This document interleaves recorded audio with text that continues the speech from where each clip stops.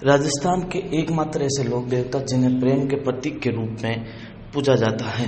जी, इनकी प्रेम कहानी अमर है। दरअसल राजस्थान के इलोजी महाराज ने अपनी पत्नी या प्रेमिका की याद में अपने प्राण न्यौछावर कर दिए। दरअसल यहाँ के ग्रामीण रविंद्र चौधरी बताते हैं कि इलोजी महाराज हिरण्यकश्यप की बहन होलिका से प्रेम करते थे।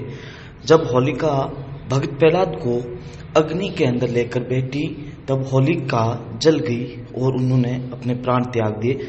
तो होलिका की चिता की राख के ऊपर इलोजी महाराज ने भी अपने प्राण त्याग दिए थे, जिसके बाद इनकी पूजा प्रेम के रूप में होने लगी। ऐसा माना जाता है कि इन्हें प्रेम का प्रतीक या वैवाहिक जीवन में सुचारू जिंदगी जीने के लिए या किसी पुरुष या महिला के द्वारा अच्छा वर वधु प्राप्त करने के लिए इनकी पूजा की जाती है। वहीं संतान प्राप्ति के लिए भी इनकी पूजा की जाती है। इन्हें प्यार से लोग छेड़छाड़ के देवता भी कहते हैं।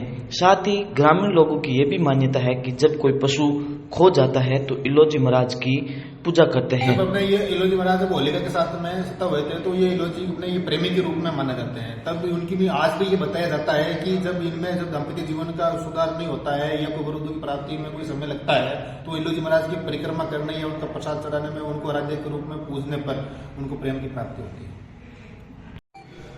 इलोजी महाराज अपने जब हिरण्यकश्यप की बहन होलिका अपने प्रहलाद भगत के साथ में जब वो सती हो रही थी तो इस बात का भनक लगती इलोजी महाराज ने उनके साथ पता चलते ही वो उनके साथ में सत्ता हो गए थे और उनके प्यार में, उनके त्याग में जब वो शहीद हो गए थे तो ऐसा माना जाता था कि ये भी इलोजी महाराज होलिका के प्रेमी के त्याग के प्रेम के रूप में उनको माना जाता था।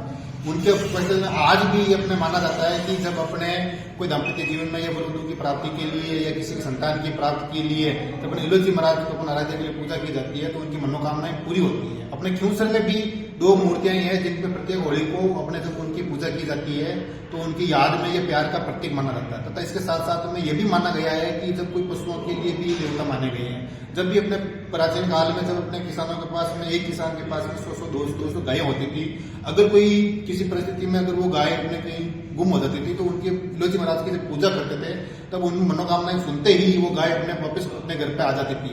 और ऐसा भी माना जाता है इनके साथ साथ में कि ये प्यार का प्रतीक होने के साथ साथ में पशुओं की देवता के रूप में भी माना जाता है।